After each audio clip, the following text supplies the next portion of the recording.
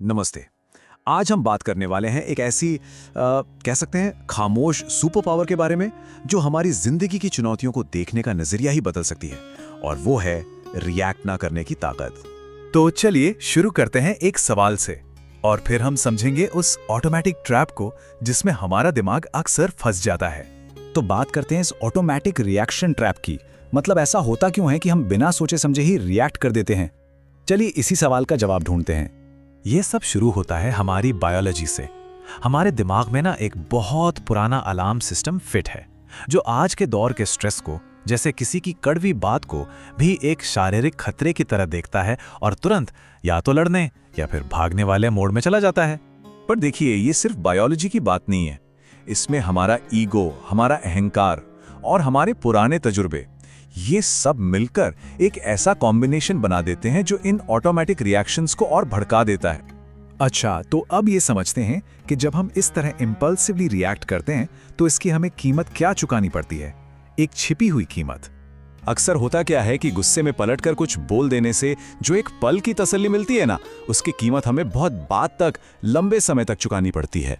और ये कीमत हम अपनी जिंदगी के सबसे जरूरी हिस्सों में चुकाते हैं, चाहे वो हमारे रिश्ते हों जो खराब हो जाते हैं, हमारी मेंटल एनर्जी हो जो खत्म हो जाती है, करियर में रुकावटें आती हैं, और सबसे बढ़कर मन की शांति कहीं खो जाती है। और शायद इन सब में जो सबसे बड़ी और दर्दनाक कीमत है वो है पछतावा। वो एक आवाज जो बाद में मन में गूंजती है, काश काश उस वक्त चुप रह लिया होता। लेकिन क्या इसका कोई दूसरा रास्ता है? बिल्कुल है। चलिए अब बात करते हैं रिएक्ट करने के इस पावरफुल ऑल्टरनेटिव की। देखिए, यहाँ सबसे जरूरी बात है रिएक्शन और रिस्पॉन्स के बीच के फर्क को समझना। रिएक्शन वो तो बस एक पल में हो जाता है, आदत की तरह, लेकिन रिस्पॉन्स वो एक सोचा समझा फैसला होता है। यानी सोच समझकर जवाब देना ये कमजोरी नहीं है, बल्कि ये तो दिखाता है कि हमारा खुद पर कितना कंट्रोल है, कितना आत्मविश्वास है। तो सवाल ये है कि ये बदलाव लाएं कैसे?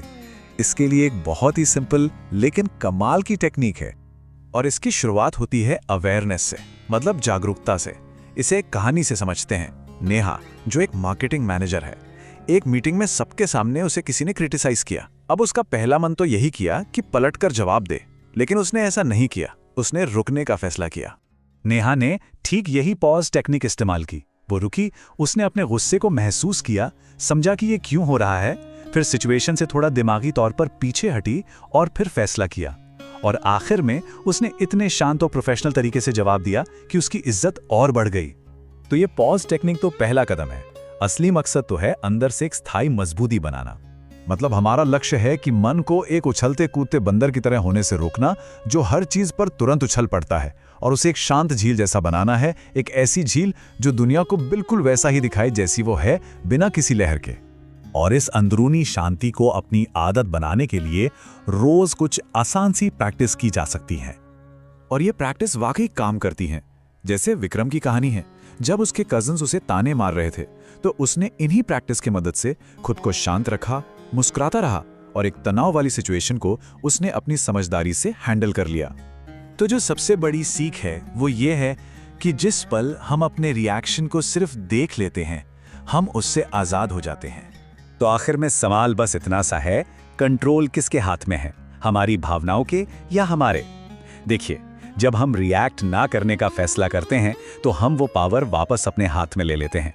हम ये साबित करते हैं कि हमारी जिंदगी का मास्टर वो नहीं है जो हमारे साथ होता है, बल्कि वो है जो हम जवाब देना चुनते हैं।